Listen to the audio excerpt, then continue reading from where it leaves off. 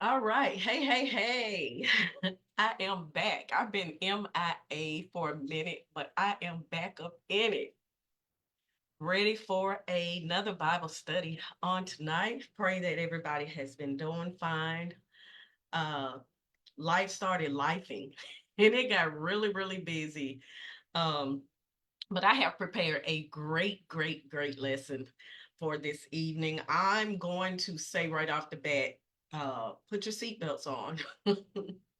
Put your seatbelts on and get ready for a ride.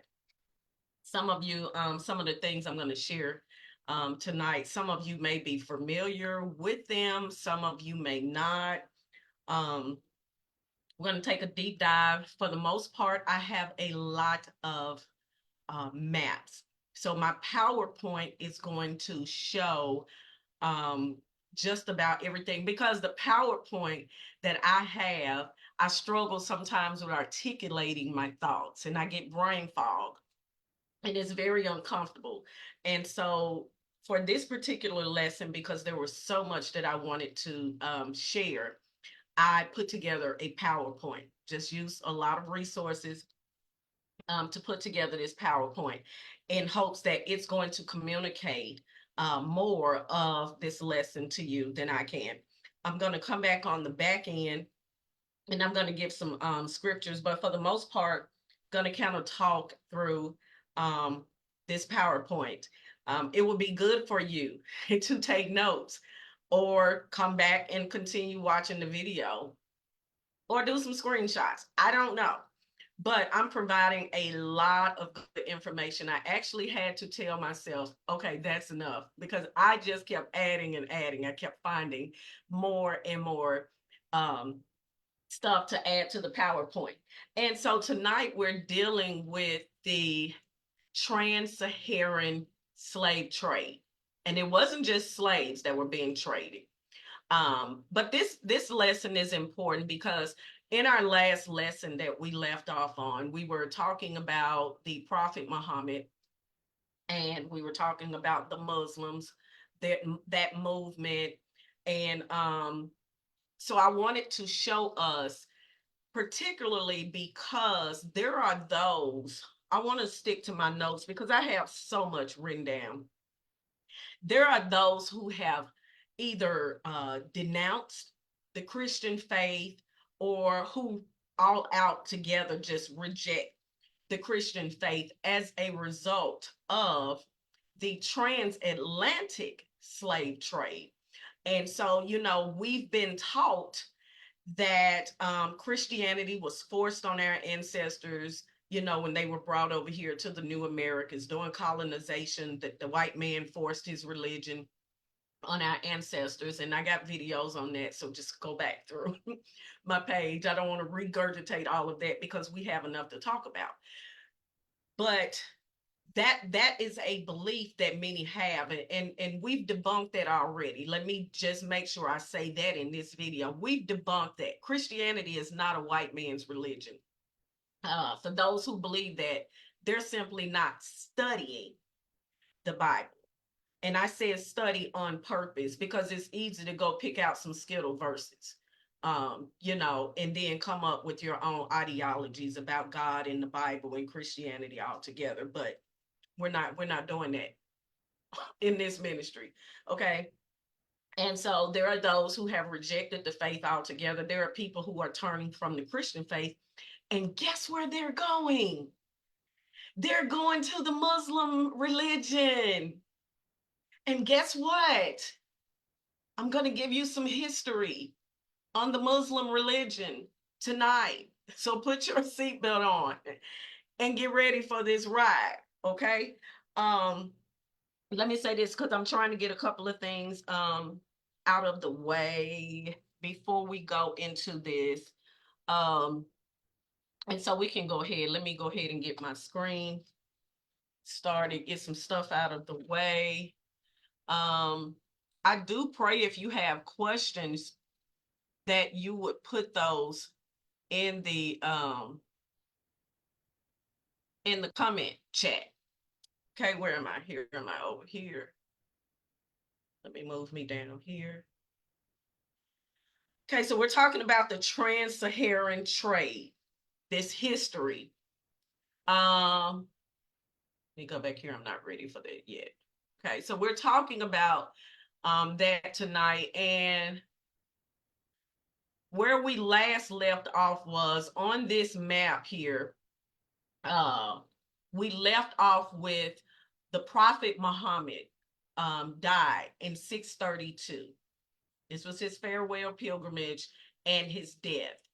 And so this is showing us the territory, this Arabian territory here, that Islam had pretty much, taken over.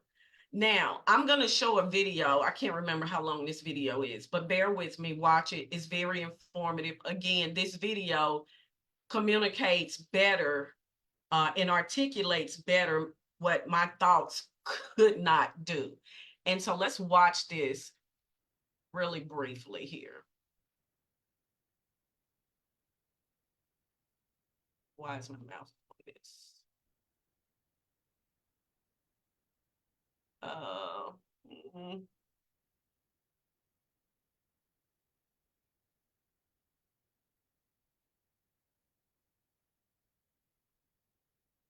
Well, don't know what's going on with my mouse. Okay, here we go. The Trans-Saharan trade was a network of trade routes that connected sub-Saharan Africa with the Mediterranean world from the 8th century to the 16th century. This trade route was one of the most significant cultural and economic interactions in world history. It was a critical source of wealth for West Africa and a significant factor in the growth of the Islamic religion in the region. The Trans-Saharan trade played a vital role in shaping the cultures and economies of both North and West Africa. The Trans-Saharan trade began in the 8th century when Arab and Berber merchants began to cross the Sahara Desert in search of gold, slaves, and other valuable goods. The trade route stretched from the Mediterranean coast to the Sahel region of West Africa, covering over 6,000 kilometers.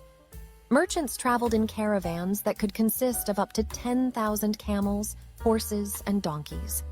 These caravans were necessary to transport goods across the vast expanse of the Sahara Desert. The Trans-Saharan trade was driven by the demand for gold, which was abundant in West Africa. Gold was highly valued in the Islamic world, where it was used to make coins and jewelry. The trade also involved the exchange of other valuable goods, such as ivory, slaves, salt, and textiles. The trade was facilitated by the growth of Islam in North Africa, which provided a common language and religion for traders. The trade routes of the Trans-Saharan trade were diverse and complex, and they changed over time. The routes varied depending on the political and economic conditions of the region. Some routes followed the Niger River, while others followed the western coast of Africa. The most important trade cities were located in the Sahel region, including Timbuktu, Gao, and Jen. The city of Timbuktu was a significant center of trade and learning in West Africa. It was a hub for the trade of gold, salt, and other goods, and it was also home to some of the world's oldest universities.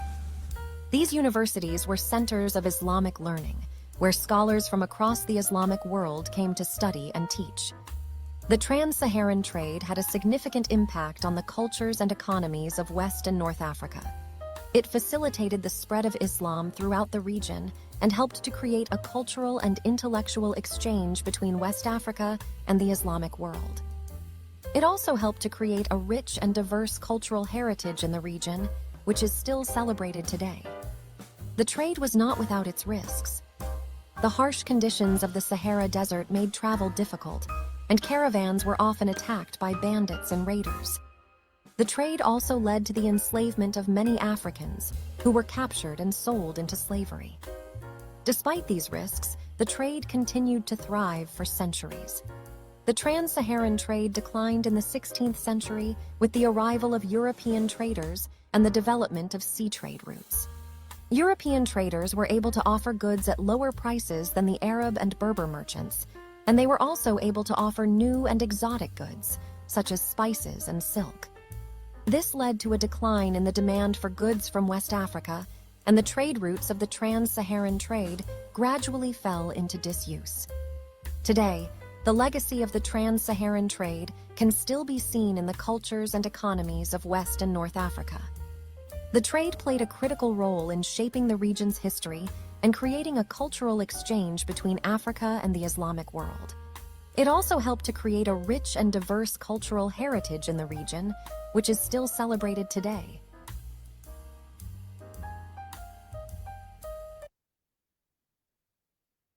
Okay, so real quick, less than 4-minute video. I have to say, a part of me got very infuriated when I was watching a lot of these videos, studying and preparing, just as it did, learning about the transatlantic slave trade. And growing up, for most of my life, I've never heard of this. I've only known of the transatlantic slave trade, which most of us are familiar with our ancestors trading us for goods to come to our ancestors, for them to come to the Americas as slaves. And we're going to see that here shortly. But I want to highlight this one because it was this slave trade that, when we just talked about, after Muhammad died, the Muslims, Islam was already spreading throughout Arabia, but it began to spread quicker through southern France, Spain, North Africa, Central Asia, and Western China. Okay, so Islam was spreading, and if you remember the map that was shared, I showed where Christianity was in Africa already. In the first, second century, Christianity was in parts of Africa, not during colonization, during the transatlantic slave trade. So Christianity was before Islam. Christianity was present in Northern Africa, okay? But here, 7th century, you have the Muslims, and let's just go. The Trans-Saharan trade was made possible by camel. And so they used these camels to carry all of these goods. The major traders became Northern African Muslims or Arabs, or they were also called Berbers. And when they invaded Europe, because the Muslims invaded Europe, they were called Moors. And Moors was not a positive name. You could equate them calling them Moors. It was actually Africans who were Muslims that the Europeans called Moors, and you would equate it to being called a Negro. Okay, they came from North Africa to West Africa for these items: gold, ivory, slaves, and in return, they got salt, horses. Some say horses, but some do argue that horses could not have been out here in a desert like that. I don't know. But we're talking about cloth, weapons, and tools. This was what the trade consisted of. And even on the inside now, part of me is boiling to think that this is what we're trading people for. And just on yesterday, we celebrated Juneteenth, Galveston, Texas, 1865. I believe 250 million slaves were freed. And so 250 million or 250,000, I think. I know it's 250 something, but were freed in Galveston, Texas. Now, there were slaves that had already been freed in other places, but this was a celebration that was necessary. And so we just had that on yesterday. But let's move on. This map actually showed in the video, but it shows these areas here. And you may be able to see, but it shows here, I don't know what's going on with my mouse. It's been charged and everything. But you see here, the little buckets here has salt. And so salt was an essential good for trade. Okay. And then in these baskets, you see gold. These are baskets of gold.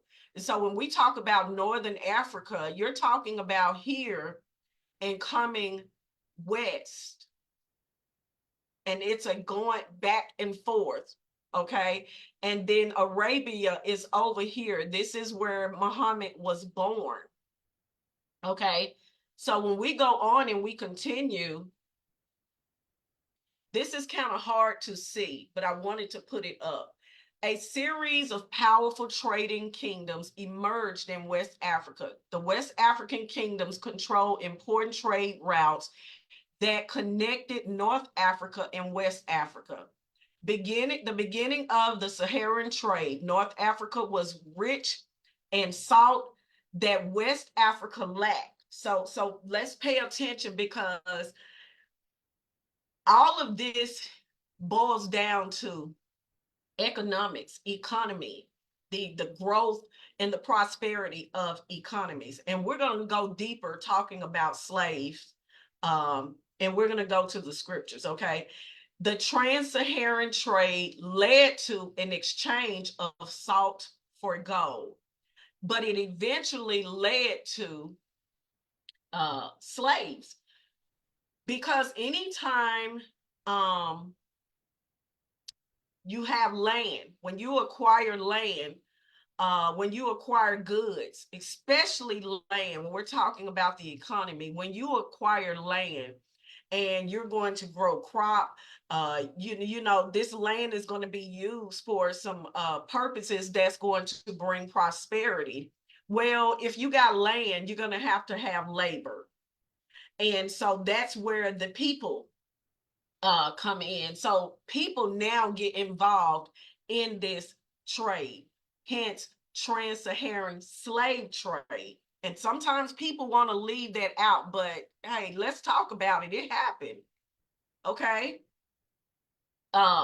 Here is another map where we see from this area from Cairo, starting over here at Cairo, all the way over. You see salt here, fruits, cloth, breads, horses. I can't see what that word is. Cotton, iron tools. Again, salt, copper, slaves, cola nuts, gold. All of this, and she mentioned Jean. I think that's pronounced Jean. I may be saying it wrong, but she did mention that in the video. But in the pink is major trade routes. So this pink area is showing us the major routes of the slave trade. These were the feeder routes, okay, with the broken dotted lines. And then the main items traded was salt. And then these, where you see the circles, these are the trading centers. And that's quite a few trading centers. Okay, let's keep moving. All right. This area here is everywhere you see this orange, or can't think of this pretty color. Again, brain fog just hits me and I can't think, and I hate that. But these areas that you see in this coral, I think it will be coral because I love this color. The coral areas is the areas that's Muslim land. Okay, you got Baghdad, all of this over here. And let's not ignore the fact that dead smack in the middle of this says Damascus. This is Israel over here, right here in the center. And all of this is going on. Remember, we talked about the councils, you know, where the one of the councils was at Constantinople, named after Constantine, after he died. You got the whole Byzantine Empire going on. We're going to talk about that in the next lesson. But you have all of these important areas. Here is Arabia, Mecca, Medina. You got Asia over here. And these arrows are pointing us to these areas that the Muslims ultimately, let me see. I'm not liking what my mouse is doing. We have all of this area where the Muslims, where these trade routes take place. Right here, everywhere you see these red lines is where these were the trade routes. So up here in Europe and Spain, this is important because when we get to the transatlantic slave trade, this is going to be important because eventually they stop going through the Muslims and decide, you know what, we got better stuff to trade. She talked about that in the video. We've got better stuff to trade, and we're going to cut out the middleman, and we're going to come straight out here. We're going to have a map in a little bit that's going to show us more details. But let's keep looking at these maps. So green areas are showing where Christianity is, and I'm not sure, this didn't give me, my source did not give me a date on this, but the green area is where Christianity was, and then the red areas are Islam, and then the gray, which I don't even see much gray, traditional religions, and then the Hinduisms. So that's very small, which is actually out here. Hinduism is out here. Okay.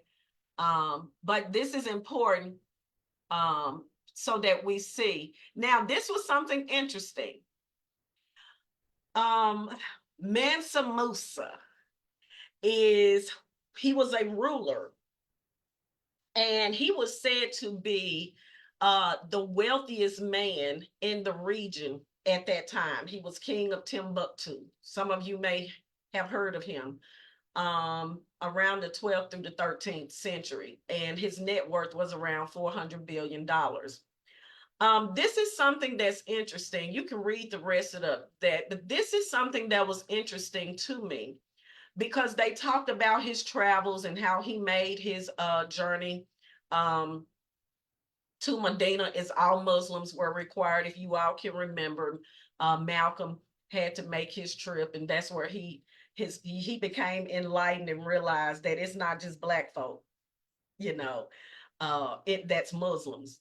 And so what was interesting to me is here where it says on his stop in Cairo, he spent so much gold and donated so much money to the poor that the sudden influx of gold caused a super inflation with the price of goods skyrocketing. 12 years later, after his journey, the market still couldn't recover. And I thought this was so important because when we think about the economy, like right now, we're dealing with inflation. And many people are like, where did that come from? You know, why is stuff so high? Well, the more money that is given, inflation increases. Okay.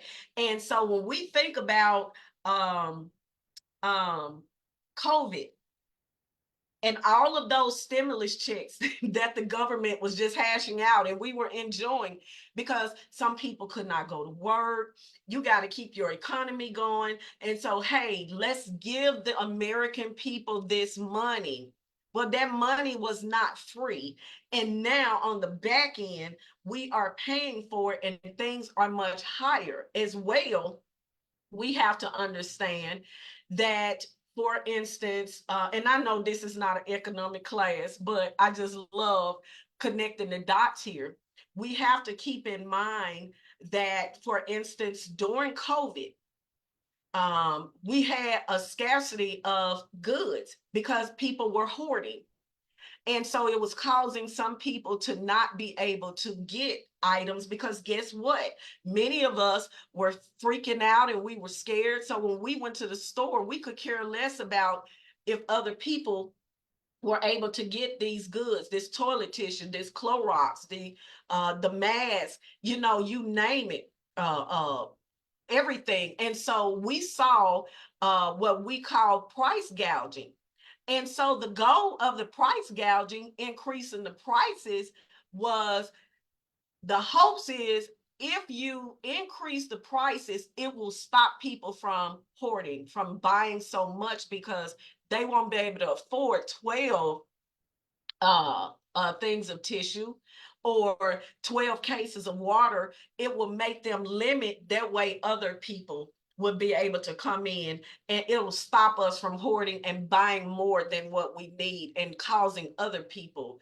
So often we think it's the government that's bad during crisis, but it's us too, because we go in and we hoard, and all it does is make them jack the prices up to try to balance out. Now, some of it is due to greed by these producers, but they're not the only ones. Again, the government and the producers are not the only problem. It's us consumers as well. I did not mean to spend that much time on there, but this was very interesting to me.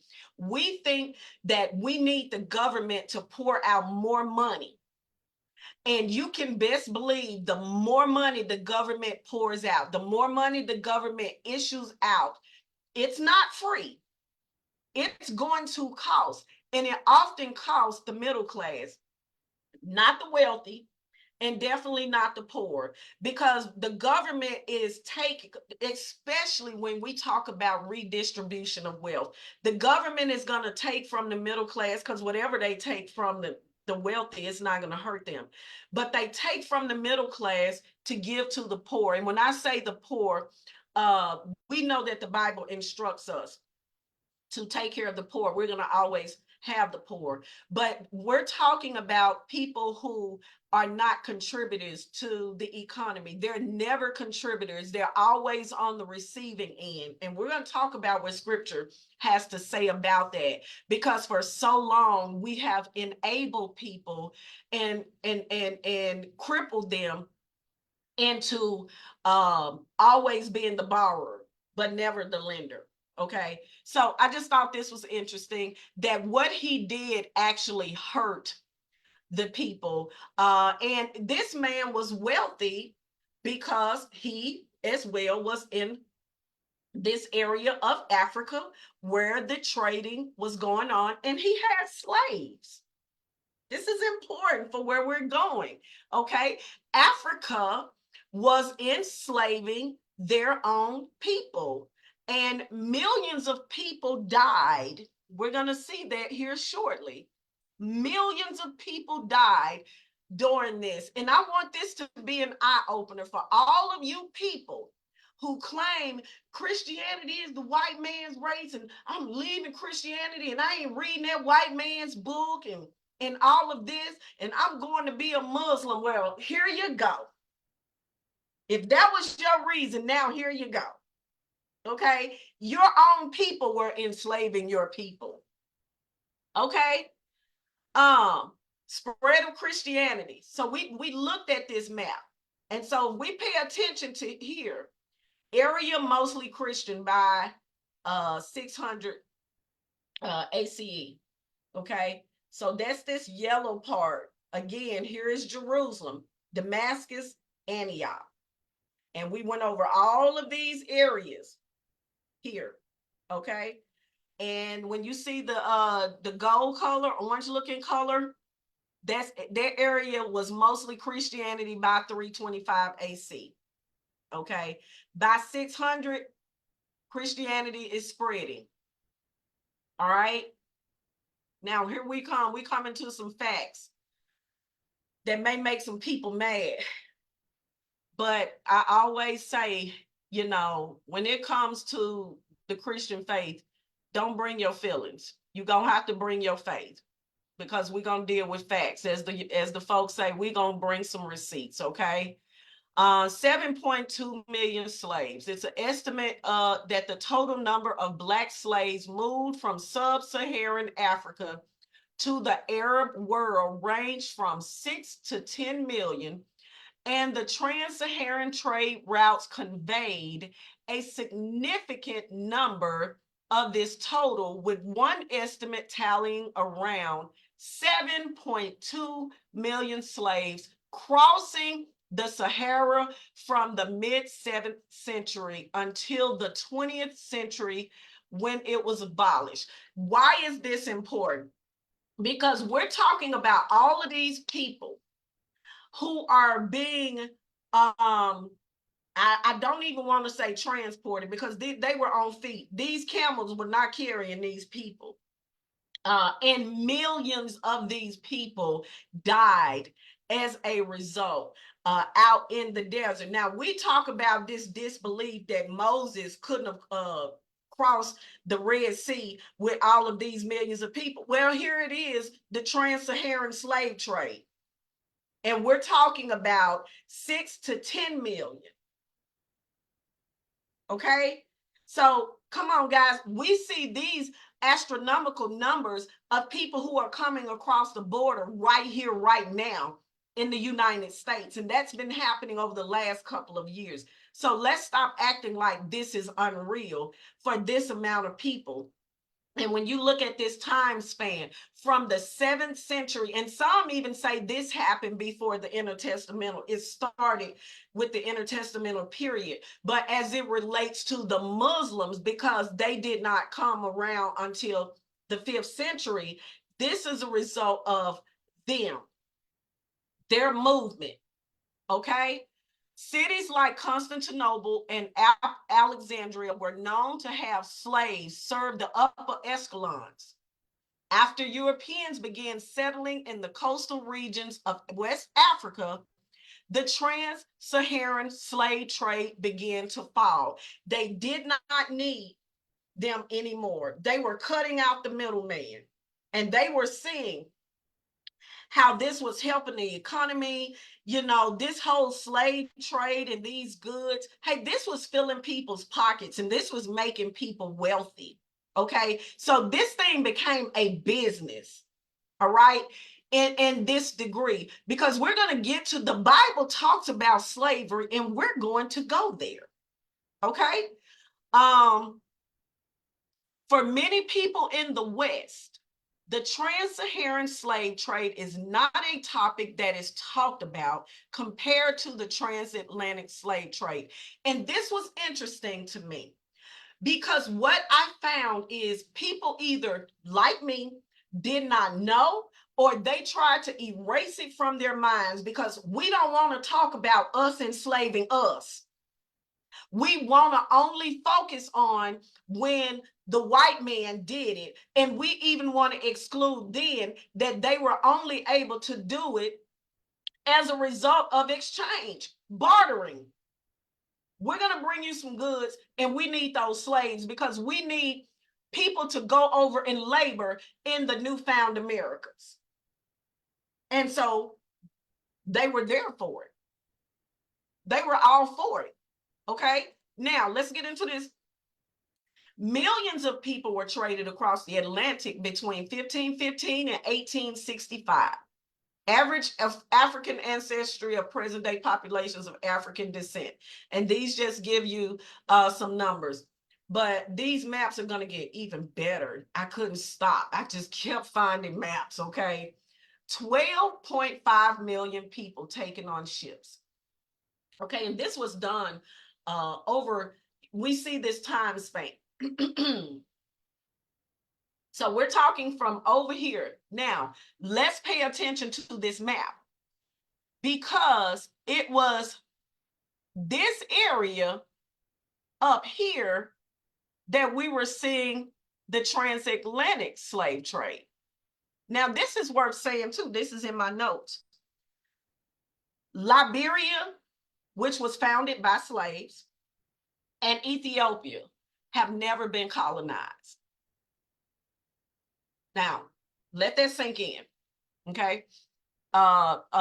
Ethiopia resisted the Italians, and they did not allow colonization to take place there. But here, so we got this Atlantic slave route. going here. And so you got South America involved, you got Central America, and then you got North America where these slaves were being brought. And then the labor, the goods that were being produced here was being taken back to Europe. And don't we just love to travel over here? We love all of, what Europe has to offer. Yeah, I thought that was funny when I read that. But yeah. Okay, let's keep moving. Atlantic slave trade. Causes of African slavery. Muslims transported 17 million Africans. European interests. Africans were immune to European disease. They had experience in farming, and it was difficult for them to escape. Okay, then we got the buying and selling of slaves. Started with 300,000 in 1500s and ended with about 9.5 million around 1870. Okay, and we're going to see some, I think I did that map. Okay. And so here we go. From Europe, bringing the goods, that this is what they were bringing to Africa. So it's so interesting. It's so many thoughts coming to my mind. These are the things that were being brought to Africa: cotton cloth, glass beads, and guns. These type things, and we're going to see some more goods that are going to come here. But these are the items that were being brought to Africa. So we're going to bring you these goods, and then you give us the slaves, and then we're going to take them over here to the Americas, and we have this land, so now we're going to have them working in our fields, with cotton, picking cotton, and they had rum and sugar and tobacco. And then from this, we're taking this back over here to Europe. And it just continued.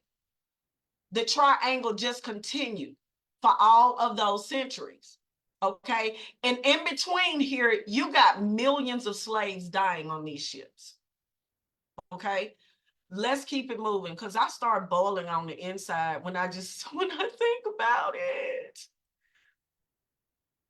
I think I did that one. Okay, yes. Okay. The Atlantic slave trade. This is in our minds, I believe, I know growing up, the way that the story was taught to us, you know how some people make a long story short and some people make a short story long. And I believe we were sold a long story short with a lot of details missing. And so the slaves were captured and marched to the ships. The triangle trade, first leg were ships carrying goods to Africa. The goods were exchanged for slaves, which I just mentioned. The middle passage was Africans brought to the Americas to be sold as slaves. And then the third carried rice, sugar, and tobacco to Europe. And that was just that triangle that I just mentioned. But it's interesting because so often the long story short is that it was our ancestors who either baited the slaves to the borders, or those who had committed crimes, they took them and they brought them out. And, I know we've been told, what they didn't know and they didn't have any idea. Listen, if I sit up here and tell somebody bring me a pack of cigarettes, no, I never smoked cigarettes. I smoked Black and Miles. Somebody bring me a case of Black and Miles, and I'm gonna give my baby girl to them. I am just as guilty for what they do to her because I put her in harm's way. So I don't get to eliminate myself from what she goes through as a result of me trading her for a case of Black and Mild cigars. I'm just saying. So we don't get to excuse our ancestors for selling their people as well for these goods. Let's keep going. Again, here is another map. And again, this map is showing manufactured goods, luxuries. We got England over here, London, this Europe area over here. Well, let's bring beer, iron, cloth, and guns. And one thing we know is Black folk love beer and guns, especially when we look around here today. Okay. And then, so from this area, we got gold, ivory, spices, and hardwoods.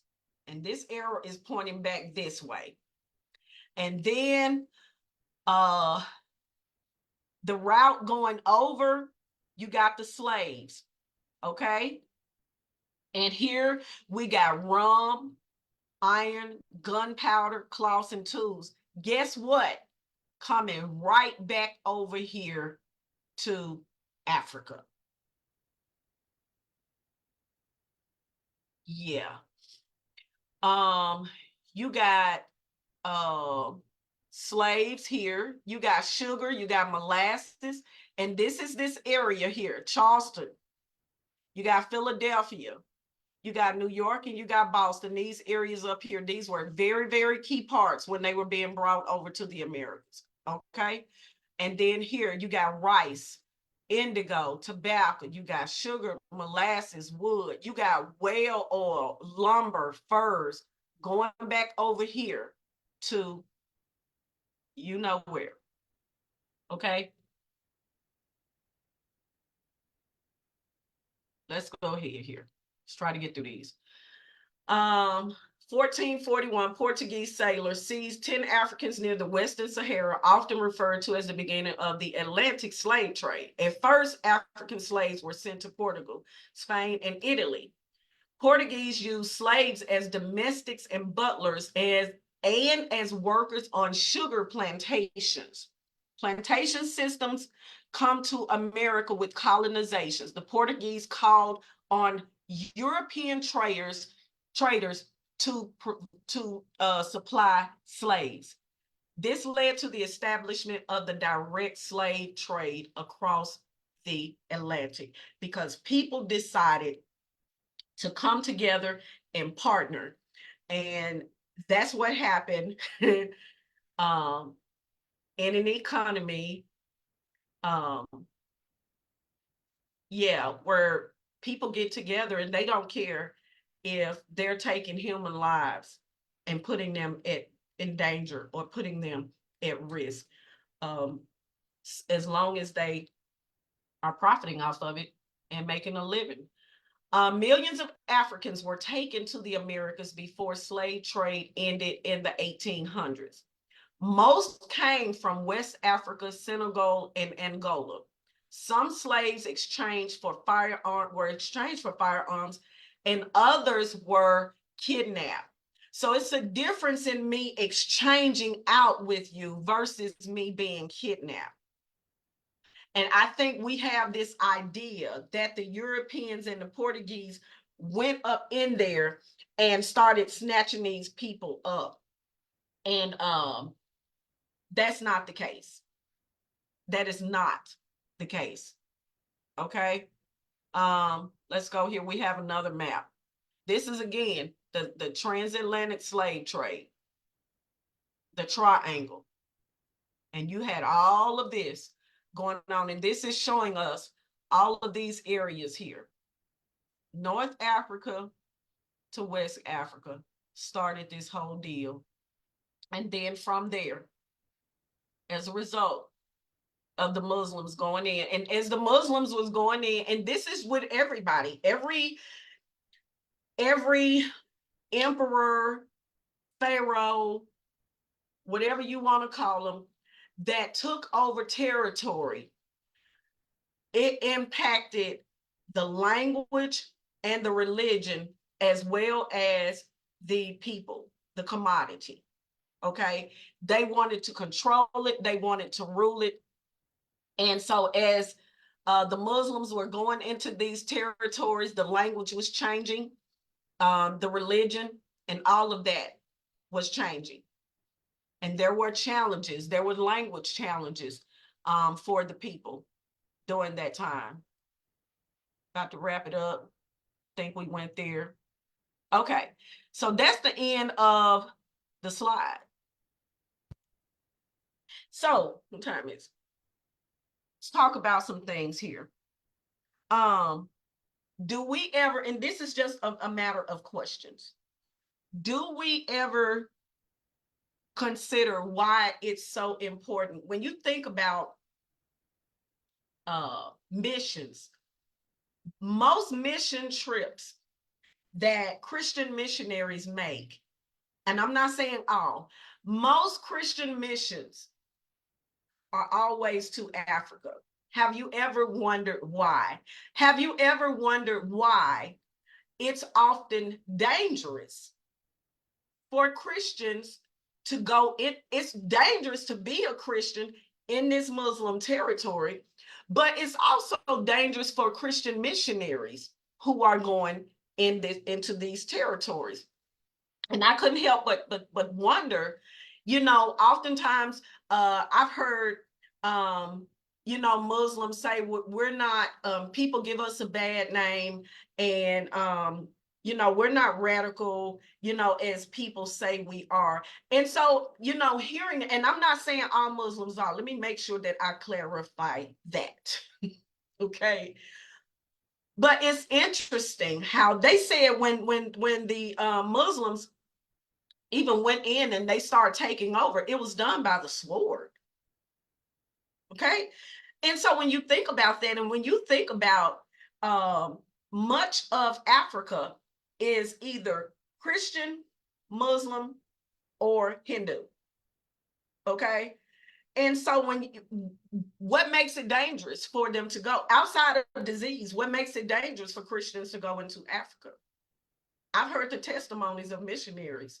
And so I know this. I'm asking you the question because I want to invoke you or provoke you to think. I don't want to tell you how to think. I want to provide you evidence and information. What would make it so unsafe? What would make it so dangerous outside of diseases for Christian missionaries to go over into Africa? Why is there such a urgency and a need to take the gospel to Africa? Not saying it doesn't go other places. I'm not saying that. For the purpose of this lesson, I'm asking the question, why is there such an urgency? And if Dr. Gwen comes on here, I really would hope that he would dialogue in this, because he is our missionary, African missionary journey here in my sister Solomon. So I pray that he comes in here and that he provides some context to what I was saying. Let me see before I move on and get us ready to wrap up. Talked about that part. Before we go into Bible, because we're about to go into Bible. Okay. We're going into Bible, y'all. And we're going to talk about this because, and I've done so many videos on slavery, and I've made people mad, and I'm okay with that. I'm going to teach the Bible, and the Bible deals with slavery. And the thing about it is, y'all, God, let me see, I'm trying to make sure I use the right word. God did not implement slavery, but neither did he deter them from it. But God he gave Israel, I want to make sure I clarify this. God gave Israel rules about slaves or servants. And I want to blow your mind even further for those who get mad, because the Bible, God condoned slavery. Every civilization did. Every civilization did. And God did not remove it because there was a purpose for it. When we talk about economy, had God removed the means of servants, then the people who were poor would not have survived because they would not have means to care for themselves. This is so important right here. This is so important because, and we're going to get into some, we on our way somewhere. Let me tell you this. Next, we go into the great schism because we're going to talk about the divide, how we got east and west with the church. We're going to talk about that. But after that, we're going into the social gospel, and we're going to go into all of this. Okay, we're going to talk about this. But the reason why that's important is because we have this mindset that God is a sky daddy, sugar daddy, baby mama daddy, whatever you want to call. That's how we visualize God. And even with God's own chosen people, the Hebrews, they were required to work to take care of themselves. When God called Abram, Abram already had servants. God didn't say, hey, we ain't doing that. You're going to have to get rid of them. You have to let them go. Where were these people going to go? How would they survive? How would they provide if God removed it altogether? He did not, because it was for provision and protection, productivity. Now, God gave Israel measures for how they were to treat their servants or their slaves, whichever way you want to call it. And see, it's going to be interesting because although we've celebrated Juneteenth, getting ready to celebrate the 4th of July, we celebrate all of this freedom. Listen, if you work for anybody, and I don't care if you're an entrepreneur, you are a slave, you're a servant, because you have to work to produce so that you can sell your product. We go to work so that we can provide and take care of our families, ourselves, our homes.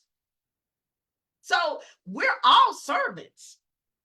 Now, there's different levels to servants, and the Bible is clear on that.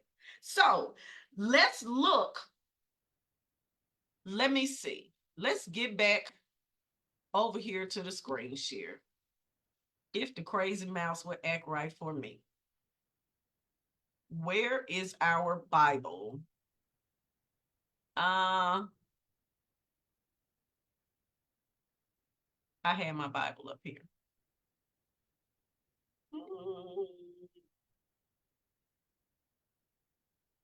Can't find it. Let me see.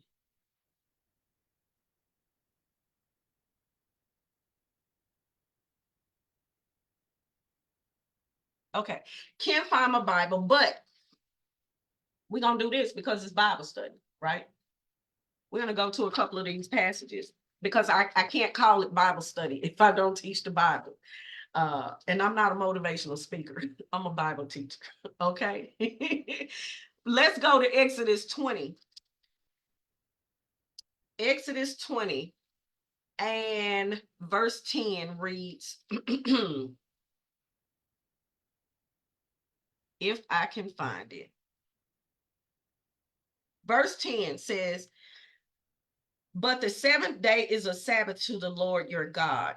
On it you shall not do any work, neither you nor your son or daughter, nor your male or female servant, nor your animals, nor any foreigner residing in your towns.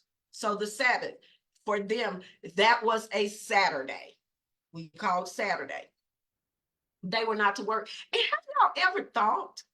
I'm a thinker, so I just think a lot. Have you ever wondered why it is that when it comes to Jews and Muslims and other religions, that they have the right to tell their jobs that they can't work on certain days, but as a Christian, You can't say to a job and they honor it that you don't work on Sunday. Just interesting to me. They require you to, but these other religions can come in and it's honored, and you cannot make them work, and you cannot give them dress codes because it would be dishonoring, making them dishonor. I mean, it ain't like we dress according to scripture as Christians anyway. So I ain't talking about the dressing part. Okay, let's keep it moving because that was not in my notes. Let's go to Deuteronomy 24. I won't go through all of these because it's a lot, and I want to try to wrap up. Deuteronomy chapter 24, 14 through 15 reads like this. Do not take advantage of a hired worker who is poor and needy, whether that worker is a fellow Israelite or a foreigner residing in one of your towns. Pay them their wages each day before sunset, because they are poor and are counting on it. Otherwise, they may cry to the Lord against you, and you will be guilty of sin. See, and so God did not eradicate. He did not get rid of this form of provision for people, right? But he tells them, because when you read further back, he reminds them, don't treat people like that. You know how it felt when you were in Egypt. And where? Yeah, Egypt enslaved God's chosen people. God says, y'all know how it feels to be enslaved. All of those years when y'all were crying out, and Pharaoh was harsh on y'all. So because you know how they feel, don't go in treating other people like that. Okay. Let's go not Deuteronomy. Let's go to Leviticus. We're gonna go to Leviticus. And Leviticus is 22 and 11.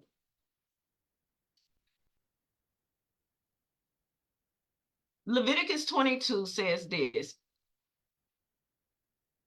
If a priest buys a slave with money, or if slaves are born in his household, they may eat his food. Okay, God is setting up a system, not a welfare system, if you will, where people don't have to be accountable, people don't have to work, and they just depend on other people to just take care of them for the rest of their life, like perpetual welfare. God doesn't have a system set up like that. Too many places in the scripture we see the examples of number one, the Bible says if a man don't work, he don't eat. Number two, God talks about you being able to take care of your own household. Okay, then let's go right here to Proverbs before we go over to the New Testament. Let's go right here to Proverbs and see, people don't want to talk about this. We don't want to talk about this part. No, we don't like the history of slavery, the atrocities that happened. They were horrible. They were deplorable. They were inhumane.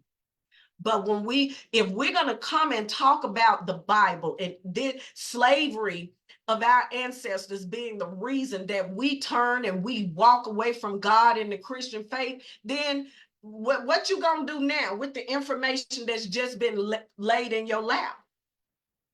Because your ancestors did it to your ancestors. And guess what? Slavery still exists today. There are Black people, even now, they talk about there are Black people in Africa who have African servants, slaves.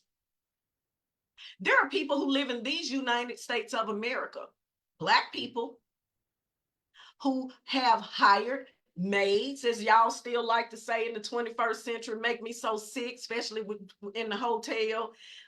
We still want to degrade people, but Black people have maids and butlers, drivers, all of these things, cooks, the help.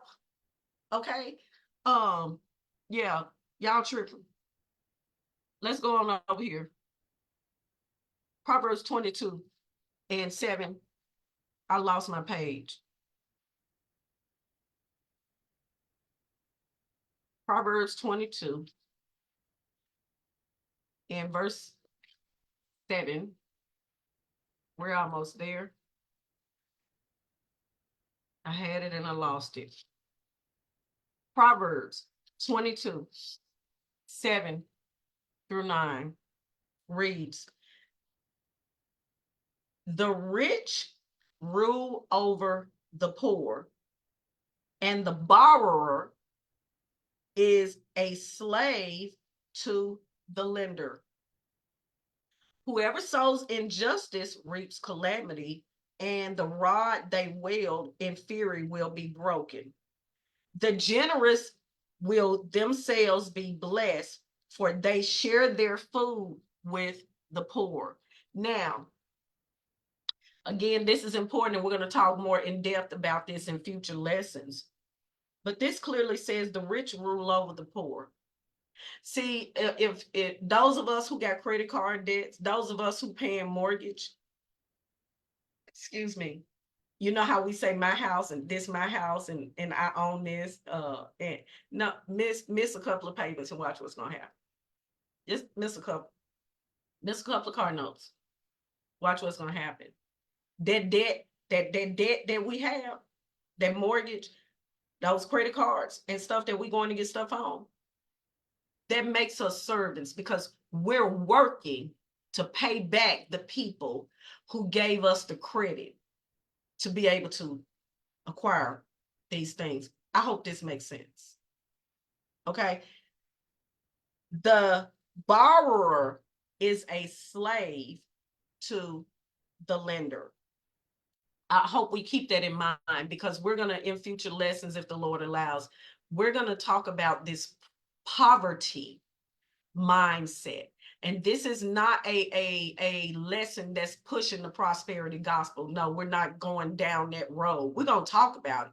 But Marie is not promoting no social gospel nor no prosperity gospel. But we do have to talk about this poverty mindset that many of us have. And we waiting on the Sky Daddy to just make everything happen for us while we just sit, and twiddle our nails and scroll through social media and watch our favorite, TV shows. Baby, that ain't happening. God didn't do that for Israel. Not gonna happen. Now, let's see what Ephesians 9 says, 5-9 says. Ephesians 5-9.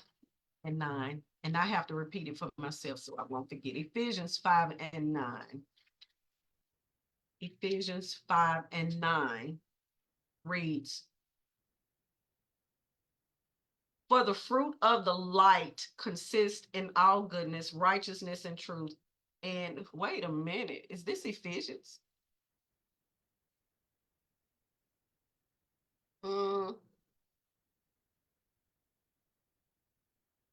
I must have wrote the wrong one down.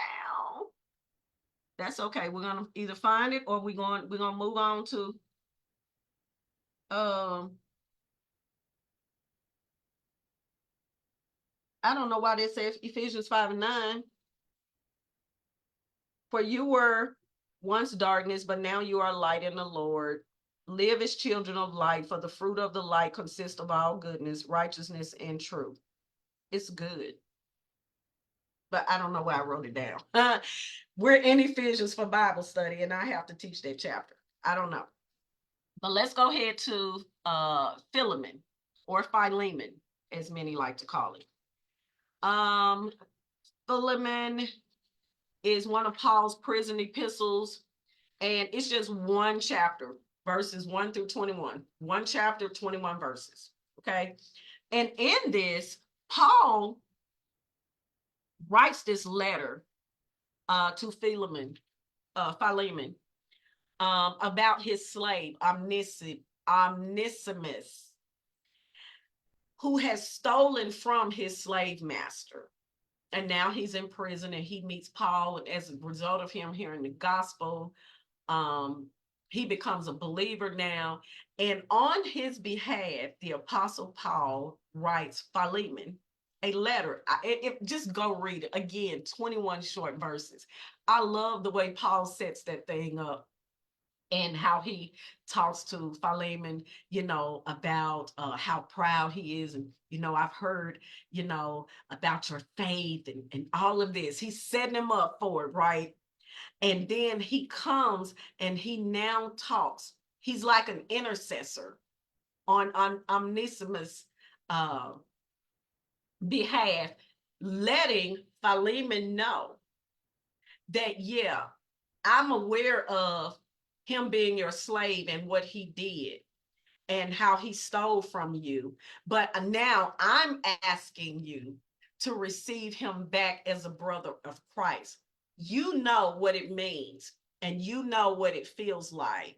And so there is more that the Old Testament talks about. I just wanted to highlight those few. But when you read what Paul says to Philemon, in the law, when God talks to Israel about slaves, about their servants, and he's telling them how to treat them. Let me find my notes here. Couple of things here. He talks about treatment, he talks about compensation, and he talks about rights. Because it was beneficial for them to have servants, and it was beneficial for the servants to be able to work, to provide for themselves. God did not institute and say, listen, the creation, God created it and told Adam, now you go work and you go take care of it. You have dominion over it, you rule it.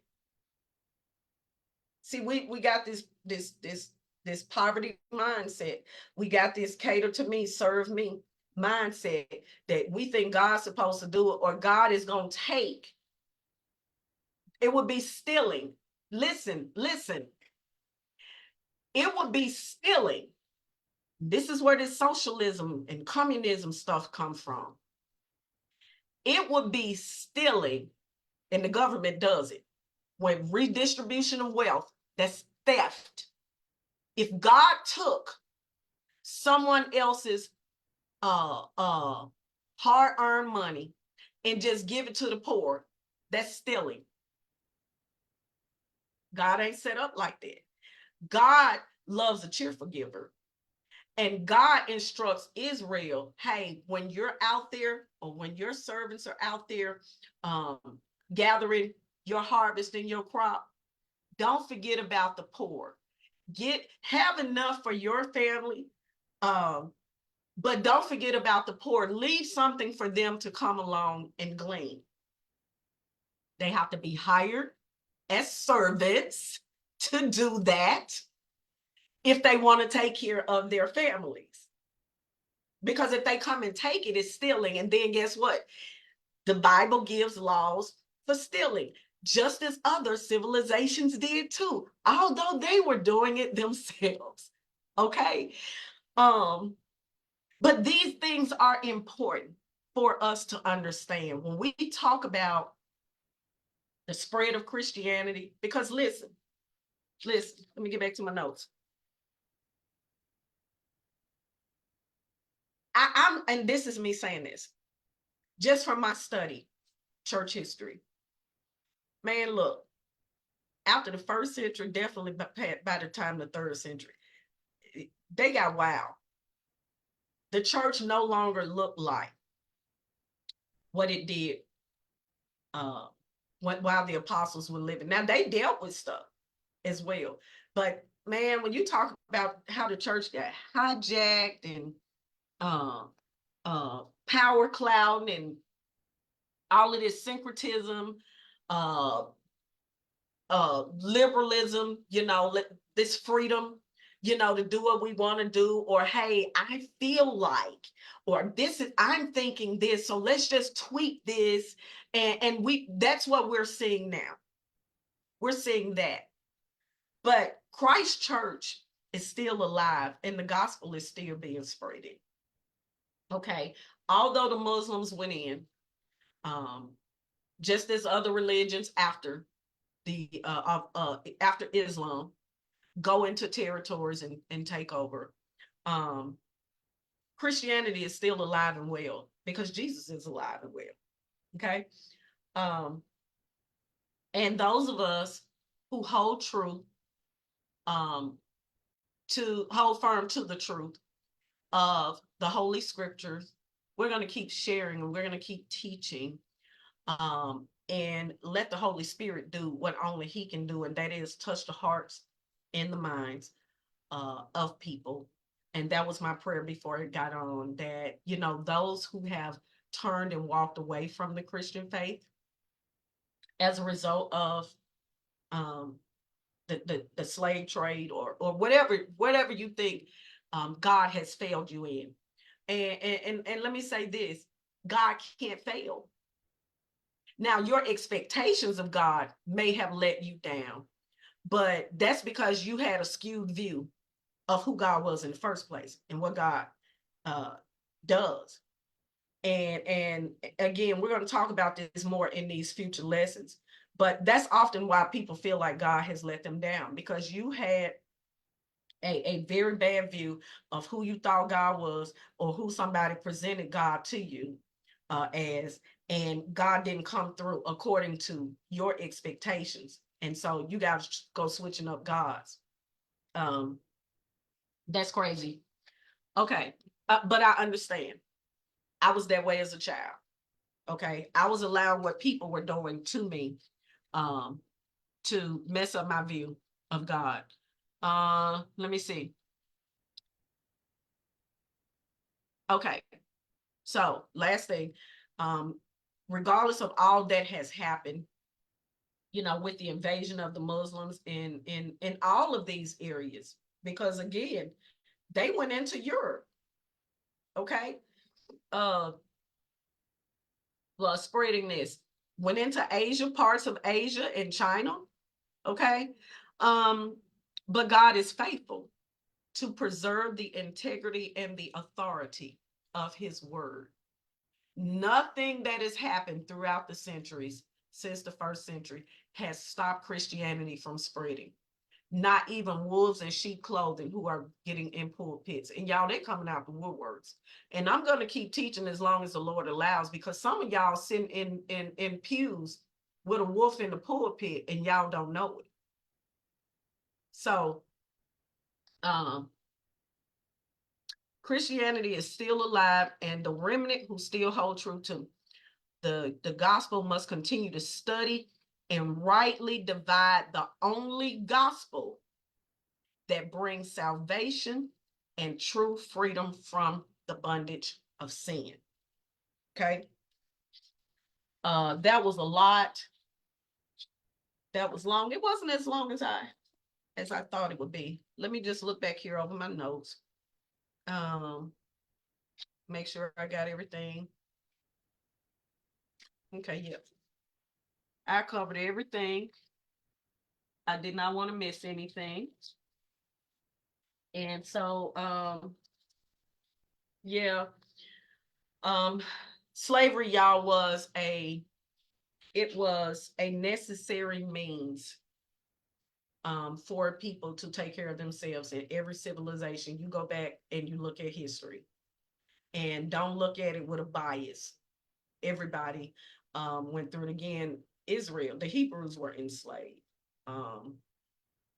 And when they were taken into captivity, okay, God didn't stop them.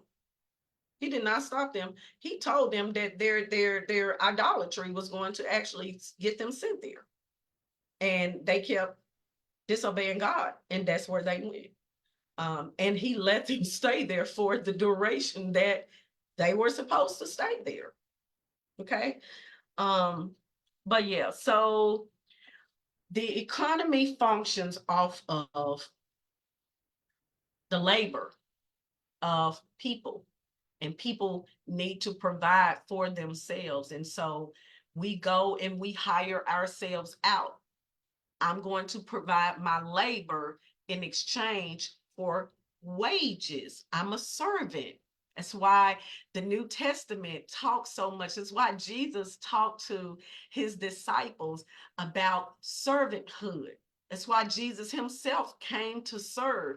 If he did it, the King of Glory came down here and became a servant. The Apostle Paul worked when he was deserving of wages. He was deserving of being taken care of, but he's like, nah, I ain't gonna have nobody saying you did nothing for me. I'm gonna work for mine. Okay.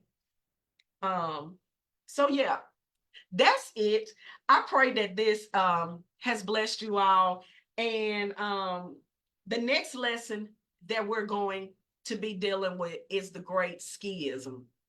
And I think this was interesting for me because, in the rap world, we got East Coast versus West Coast. In sports, we got East versus West.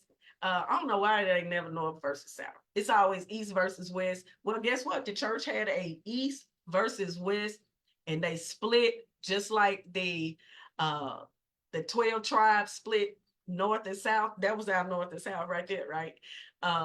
But yeah, so that's what happened. And so my prayer is that you were blessed by this lesson and that you will be looking forward to me posting and preparing the lesson for the Great Schism. And then after that, we're going to go into, if the Lord allows, because I got some good lessons coming up that's going to teach us. We're going to talk about, let me say this, and I got to get off here. It's just so much in me. We're going to talk about, I've heard people saying that they're struggling, they don't know how to vote. It's so bad now they don't know who to vote for. We're going to talk about that.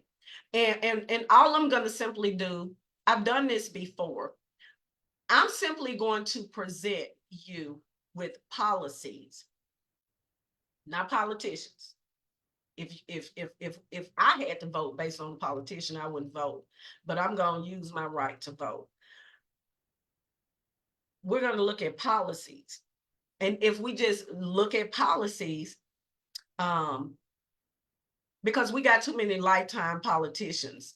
And if we look at their record, some of them should have been ousted centuries ago. We keep putting lifetime politicians in there without looking at their records, without giving them an annual review like our jobs do. And we keep letting them slide. And we can't do that. And it doesn't matter, if you are a liberal or conservative, if you're red or blue, if you're a donkey or elephant. We're going to talk about the policies, okay? And I pray that this is going to help those of you who are confused about that. And hopefully it will encourage you and empower you to get out and vote and use your voice, okay? All right, y'all, I got to get off of here. Again, pray that this blessed you. And until next time, I pray that your week is blessed. You, your family, your neighbors, your city, wherever you are, this country. Lord knows we need to keep praying for this country. And praying that people will come to the saving knowledge of Jesus Christ. I do pray that God intentionally puts us in the path of someone who needs to hear the gospel message of Jesus Christ. All right. Okay, y'all. Bye. I stayed on way longer than I had intended.